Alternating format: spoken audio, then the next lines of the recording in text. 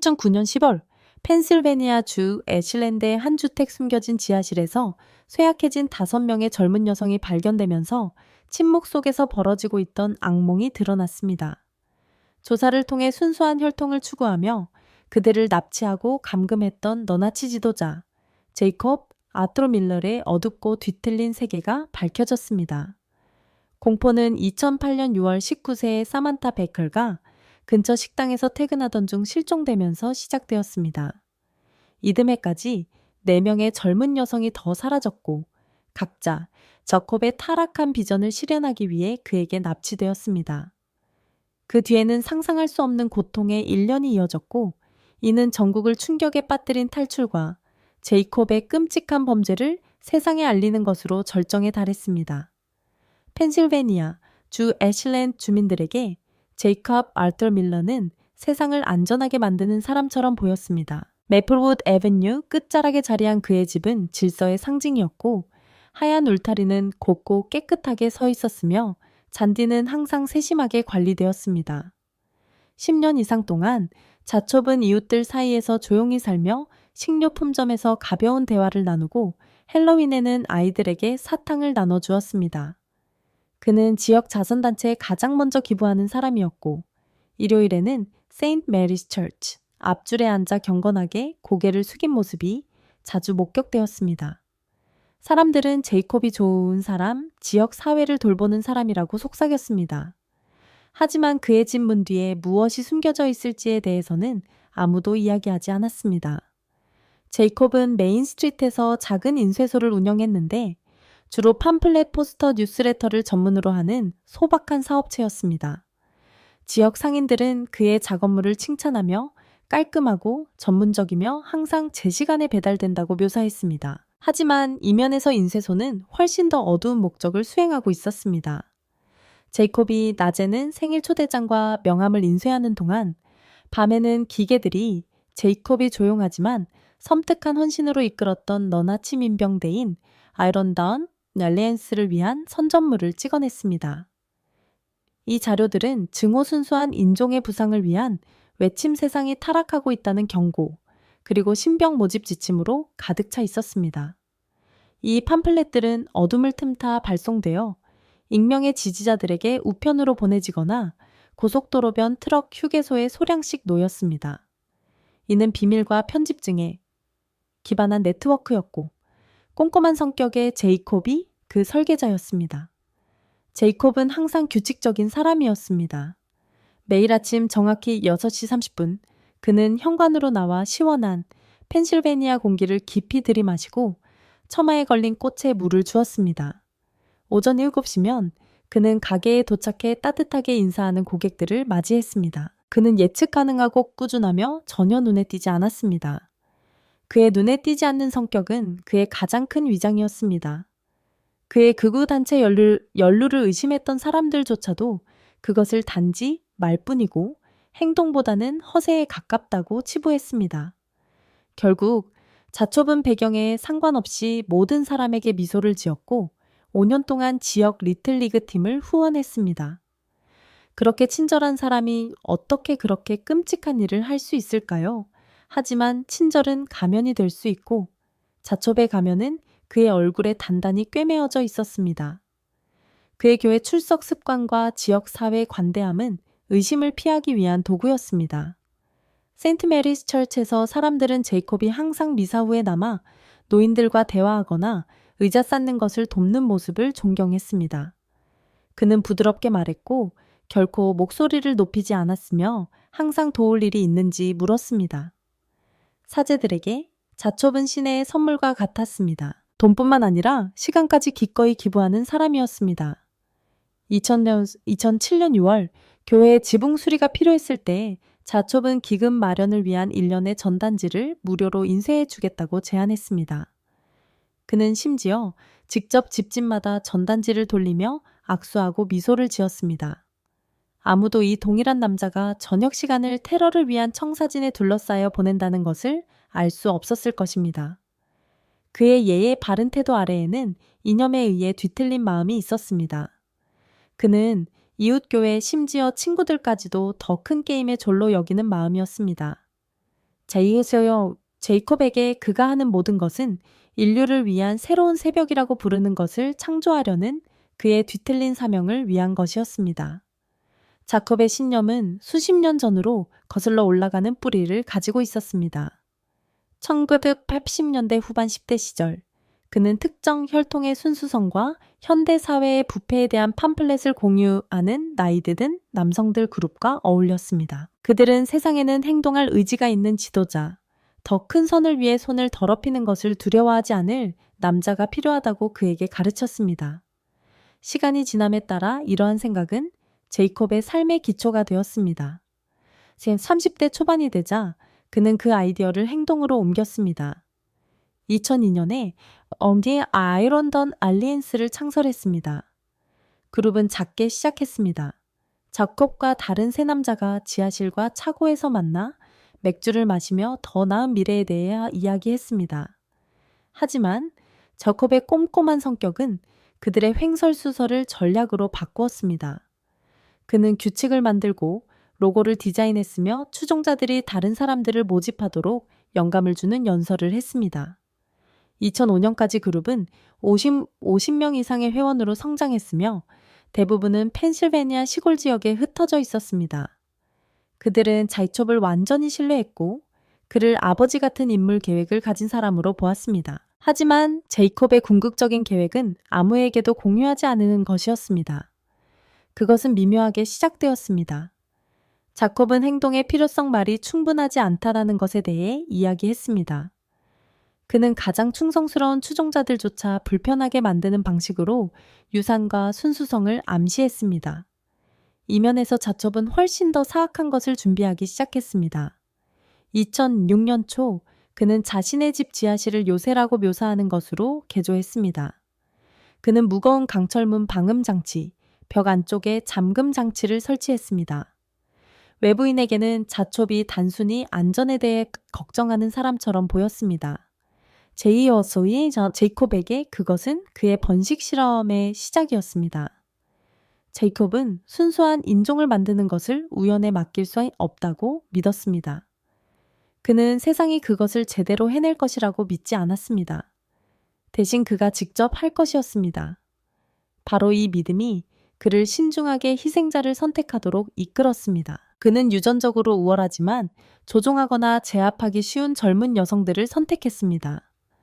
그는 몇 달 동안 각 여성을 연구하며 그들의 일상 약점 두려움을 파악했습니다. 그리고 때가 되었을 때 그는 수년 동안 계획해온 사람의 정밀함으로 공격했습니다. 2008년 중반까지 지하실은 준비되었고 제이콥도 마찬가지였습니다.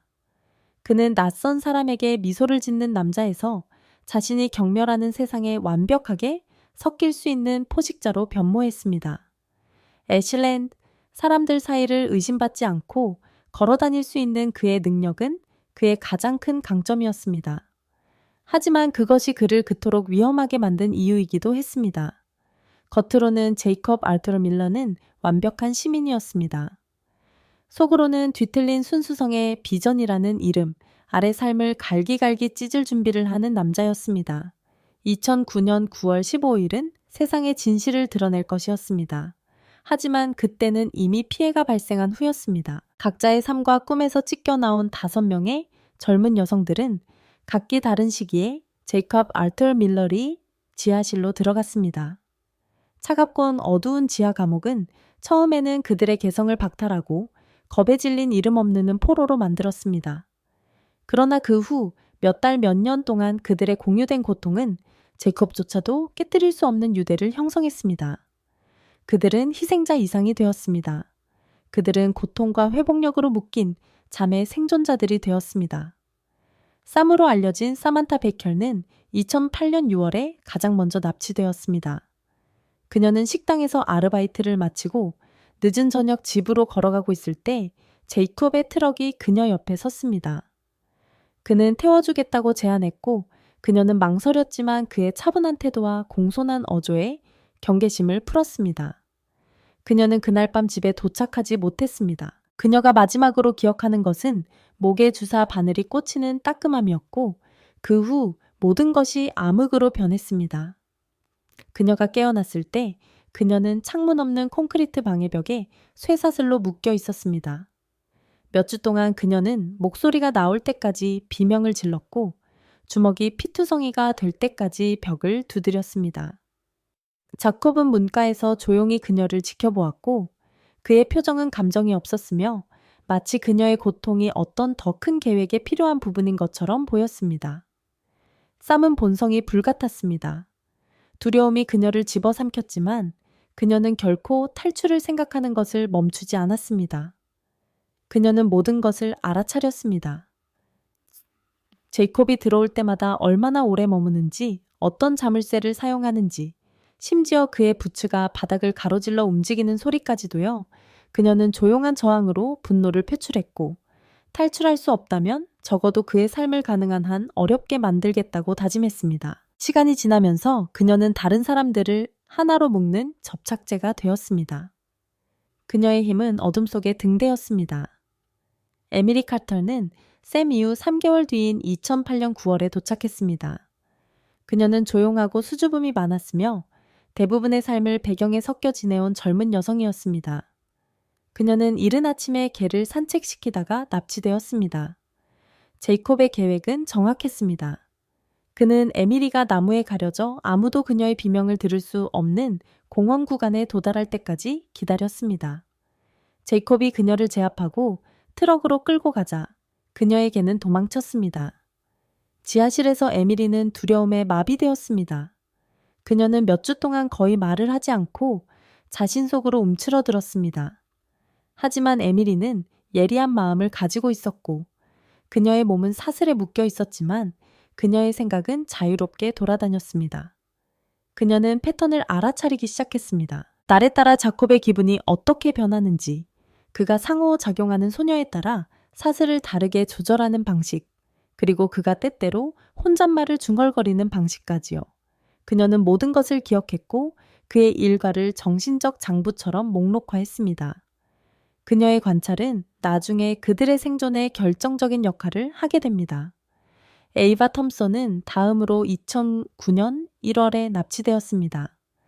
에이바는 본성이 돌보는 사람이었고 우는 아이를 달래거나 친구의 상심을 위로할 수 있는 종류의 사람이었습니다. 그녀는 그룹에서 가장 나이가 많았고 제이콥이 그녀를 함정으로 유인했을 때 막 20살이 되었습니다. 그녀는 버스를 기다리고 있었는데 그가 도움을 필요로 하는 좌초된 운전자인 척하며 그녀에게 접근했습니다. 에이바의 친절이 그녀의 파멸이었습니다. 그녀는 그에게 자신의 전화를 사용하도록 제안했고 그녀가 가방을 뒤적거리는 동안 그는 공격했습니다. 그녀가 지하실에 던져진 순간부터 에이바는 돌보는 사람이 되었습니다. 그녀는 다른 사람들이 울 때 안아주었고 자첩의 처벌 후에 그들을 위로했으며 얻을 수 있는 음식 찌꺼기를 나누어 주었습니다. 자콥의 뒤틀린 계획의 결과인 그녀의 임신은 절망과 결단의 원천이 되었습니다. 무거워지는 배의 무게가 그녀의 움직임을 느리고 고통스럽게 만들었지만 그녀는 그것이 그녀의 정신을 약화시키는 것을 거부했습니다. 그녀는 종종 태아에게 속삭이며 지하실의 공포로부터 멀리 떨어진 삶을 약속했습니다. 제이콥의 조카인 레이첼 밀러는 감금 전에 그를 알았던 유일한 사람이었습니다. 그녀는 가족 모임을 위해 그의 집을 방문하고 추수감사절 저녁 식사 때 그의 식탁에 앉고 그가 조상들에 대해 이야기하는 것을 들으며 자랐습니다. 레이첼이 15살이었을 때 그녀의 부모는 그녀를 여름 동안 제이콥과 함께 지내도록 보냈습니다. 그는 항상 엄격했지만 결코 불친절하지 않았습니다. 그녀는 그를 신뢰했고 심지어 그의 규율을 존경했습니다. 그 신뢰는 2007년 7월 어느 날 밤 그가 그녀에게 약을 먹이고 지하실로 데려갔을 때 산산조각 났습니다. 제이콥은 그녀를 타락한 세상으로부터 보호하고 있으며 그녀는 특별하고 선택받았다고 주장했습니다. 처음에는 그녀도 그를 믿었지만 감금의 현실은 곧 그의 거짓말을 꿰뚫었습니다. 제이콥의 삶에 대한 레이첼의 지식은 저주이자 무기가 되었습니다. 그녀는 누구보다 그의 일과를 더 잘 이해했고 그의 기분을 예측할 수 있었습니다. 그러나 그와의 관계는 또한 그녀에게 책임감을 느끼게 했고 마치 그녀가 그의 친절한 삼촌가면 아래에 숨어있는 괴물을 보았어야 했던 것처럼 느끼게 했습니다. 죄책감이 그녀를 무겁게 짓눌렀지만 그것은 또한 그를 무너뜨리려는 그녀의 결의를 부추겼습니다. 리리 하퍼는 2009년 4월에 마지막으로 납치되었습니다. 달콤하고 섬세한 리리는 사람들의 선함을 믿는 몽상가였습니다. 그녀는 지역 도서관에서 열린 시 낭송회에서 집으로 걸어가던 중 제이콥에게 납치되었습니다. 지하실에서 그녀의 연약함은 축복이자 저주가 되었습니다. 다른 사람들은 그녀를 여동생처럼 보호하며 그녀 주위로 모였습니다. 그러나 혹독한 환경은 빠르게 그녀의 몸과 정신에 타격을 입혔습니다. 지하실 자체는 악몽이었습니다. 벽은 칠해지지 않은 콘크리트로 곰팡이로 얼룩지고 머리 위 파이프에서 흘러내린 녹으로 줄무늬가 져 있었습니다. 공기는 축축하고 무거웠으며 씻지 않은 몸과 썩은 음식의 시큼한 악취를 풍겼습니다. 구석에 있는 양동이 하나가 화장실 역할을 했고 그 내용물은 제이콥에 의해 간헐적으로만 비워졌습니다.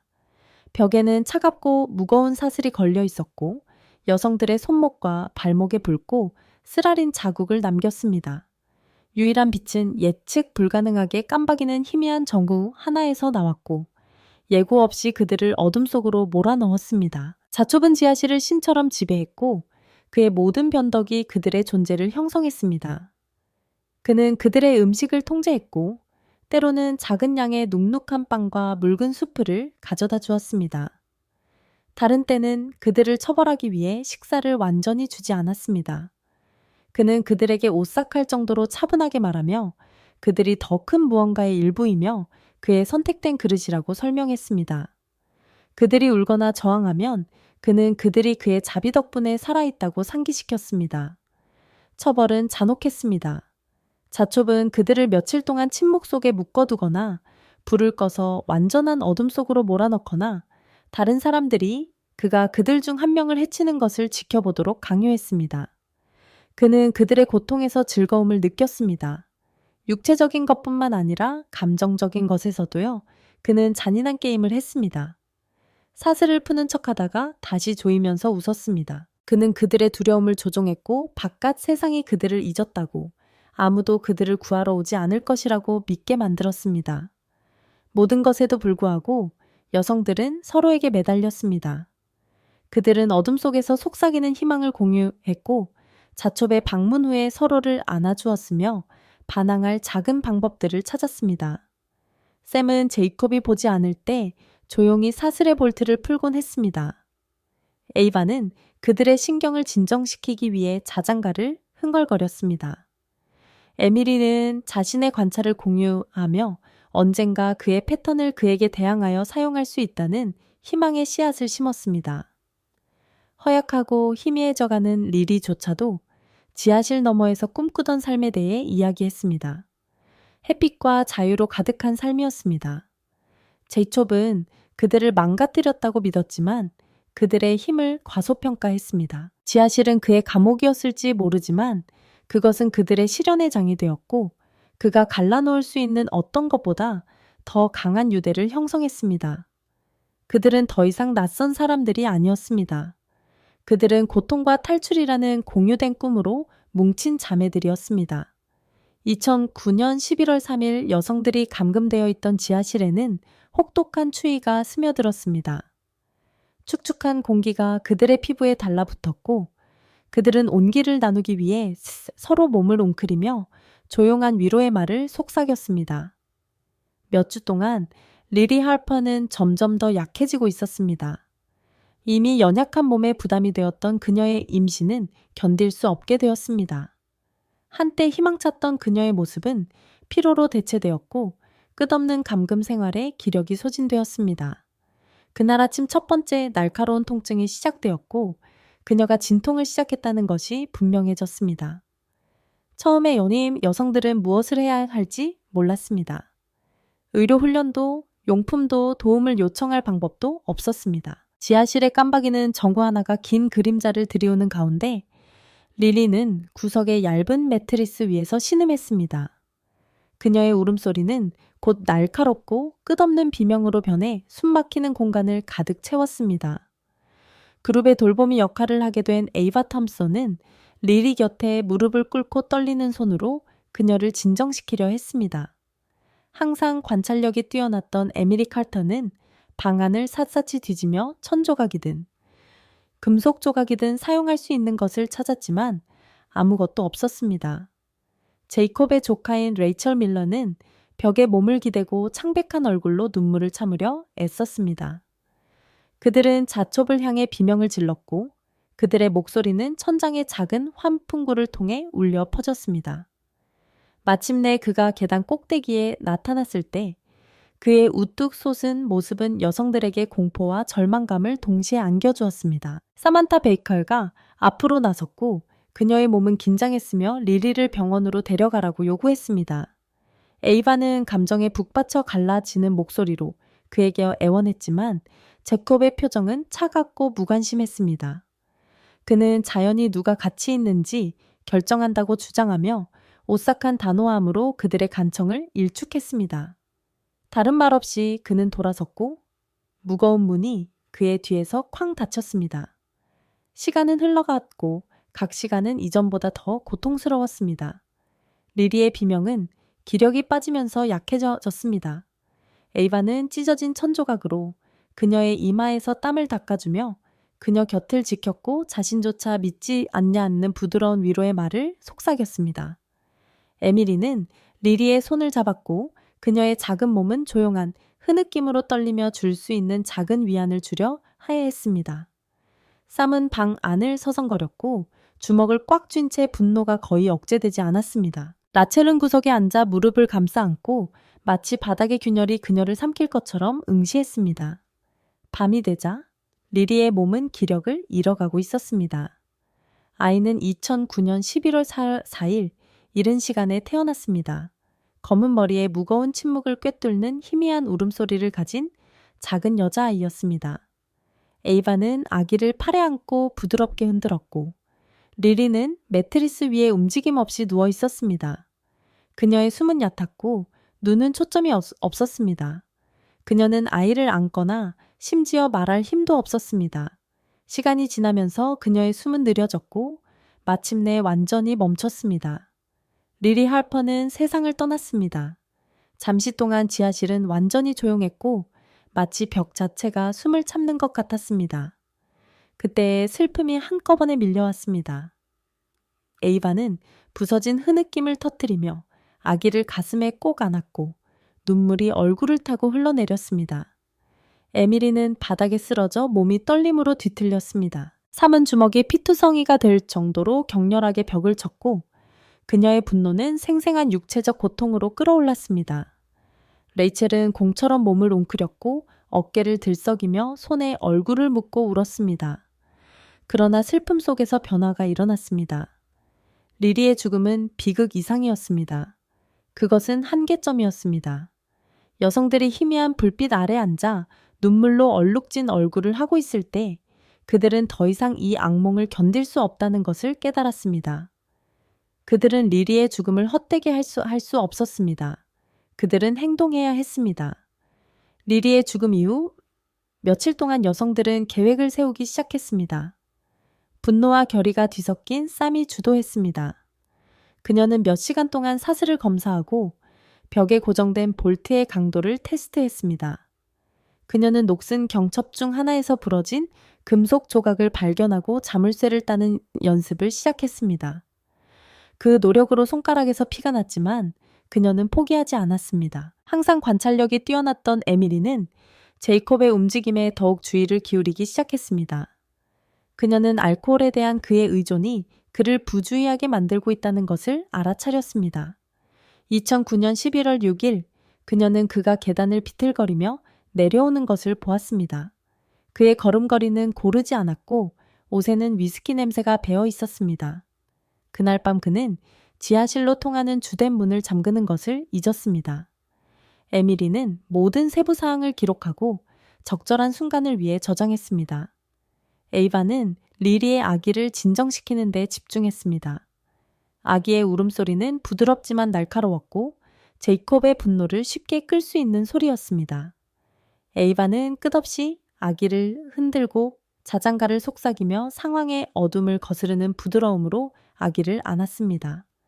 여전히 죄책감에 시달리던 레이첼은 제이콥의 일과와 습관에 대해 아는 것을 공유하기 시작했고 그룹에게 납치범에 대한 귀중한 통찰력을 제공했습니다. 2009년 11월 8일까지 계획은 준비되었습니다. 쌈은 사슬의 볼트를 느슨하게 하여 움직일 수 있는 충분한 자유를 확보했습니다. 여성들은 제이콥이 가장 약해지고 경계심이 풀릴 적절한 순간을 기다렸습니다.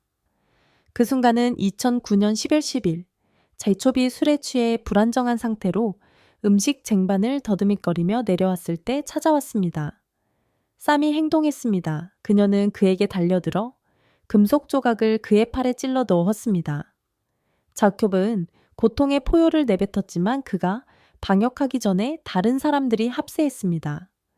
에밀리는 무거운 쟁반을 잡고 그의 머리에 내리쳤고 에이바는 아기를 보호했습니다. 그녀의 몸은 용수철처럼 감겨 있었습니다. 레이첼은 나무 조각을 찾아 제이콥을 반복해서 때렸고 수년간 억눌렸던 두려움과 분노가 폭력으로 폭발했습니다. 자콥은 바닥에 쓰러졌고 그의 눈이 뒤로 젖혀지면서 피가 그 아래 고였습니다. 여성들은 그가 의식을 잃었는지 죽었는지 확인하지 않고 기다리지 않았습니다. 그들은 그의 주머니에서 열쇠를 낚아채고 사슬을 풀고 계단을 뛰어 올라갔습니다.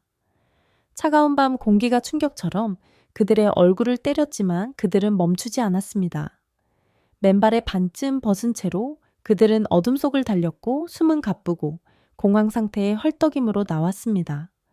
영원처럼 느껴지는 시간이 지난 후 그들은 도로에 도착했습니다. 트럭 한 대가 다가왔고 헤드라이트가 어둠을 갈랐습니다.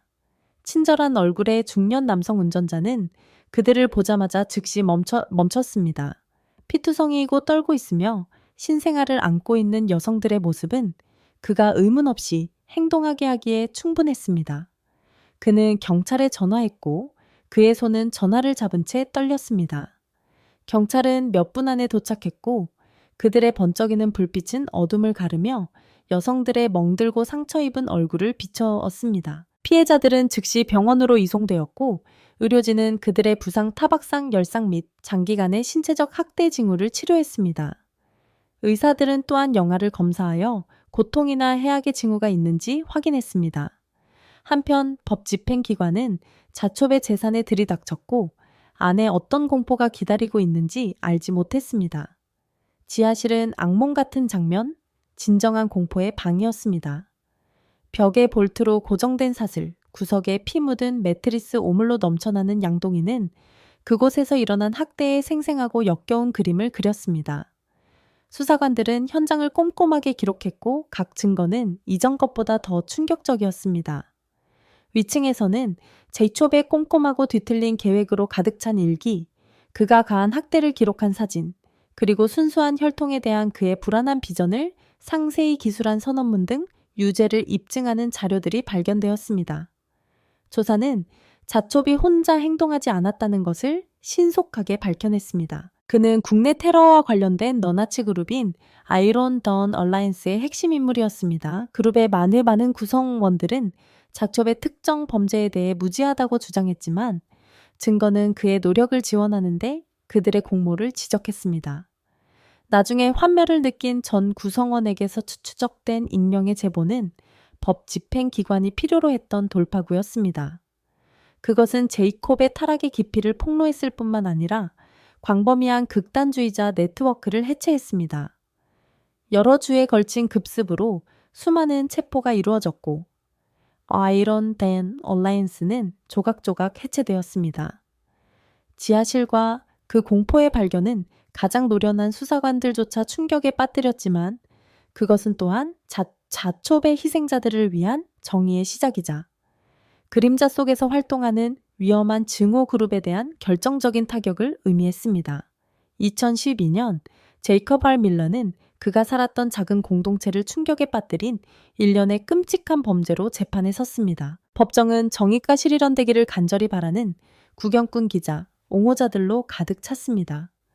제이콥의 희생자 중 2명인 샘과 에이바는 용감하게 증언대에 서서 그들이 견뎌낸 학대와 공포를 생생하게 자세히 설명했습니다. 그들의 증언은 가슴 아팠고 그들에게 가해진 심리적, 신체적 고통의 명확한 그림을 그렸습니다. 제이콥의 지하실에서 회수된 사진과 증거, 그리고 리리의 생명 없는 시신 발견은 그의 행동의 심각성을 확고히 했습니다. 변호인 측은 제이콥이 심각한 정신질환을 앓고 있으며 자신의 행동을 완전히 이해해야 할 능력이 부족하다고 주장했습니다. 그러나 검찰은 명확한 의도와 사전 계획을 보여주는 자초비 보관한 범죄에 대한 꼼꼼한 기록을 포함하여 유죄를 입증하는 증거를 제시했습니다. 몇 주에 걸쳐 배심원단은 제이콥의 타락의 깊이에 노출되었고 사건의 감정적 무게는 그들의 표정에서 분명했습니다. 배심원단이 유죄 판결을 내렸을 때 자촉은 가석방 없는 종신형을 선고받았습니다. 재판 내내 그가 보였던 비웃음은 남은 생을 감옥에서 보내야 하는 현실에 직면하자 사라졌습니다. 생존자들에게 판결은 치유를 향한 한 걸음이었지만 그들의 싸움은 끝나지 않았습니다. 그 후 몇 년 동안 샘과 에이바는 인신매매와 국내 테러에 반대하는 목소리를 내는 옹호자가 되었고 자신의 경험을 사용하여 인식을 높이고 피해자를 위한 더 강력한 보호를 요구했습니다. 제이콥의 영향력에서 벗어나 그의 범죄를 폭로하는 데 도움을 준 레첼은 극단주의 그룹에 대한 지식을 활용하여 법 집행기관과 협력하여 유사한 범죄 네트워크를 해체하는 데 도움을 주었습니다. 리리를 기리기 위해 생존자들은 감금과 학대에서 회복 중인 개인에게 자원과 지원을 제공하는 데 전념하는 비영리 단체인 릴리 파운데이션을 설립했습니다. 재단은 또한 그러한 범죄를 예방하고 피해자가 필요한 도움을 받을 수 있도록 보장하는 것을 목표로 하는 교육 프로그램을 지원합니다. 제이콥의 행동으로 인한 상처는 평생 생존자들과 함께할 것이지만 그들의 회복력과 결단력은 비극을 정의와 변화를 위한 사명으로 바꾸었습니다. 리리의 기억은 그들의 힘의 상징이자 그러한 범죄가 발생하도록 허용하는 어둠에 맞서 싸우는 것의 중요성을 상기시키는 것으로 살아 숨쉬고 있습니다. 이와 같은 사건에 매료되셨다면 더 많은 트루크라임 이야기를 위해 구독해주세요. 다음으로 텍사스 전역에서 바람피운 남성 3명을 표적으로 삼아 살해한 여성의 오싹한 이야기를 확인해 보세요. 아래에 여러분의 생각을 공유해 주세요. 여러분의 의견을 듣고 싶습니다.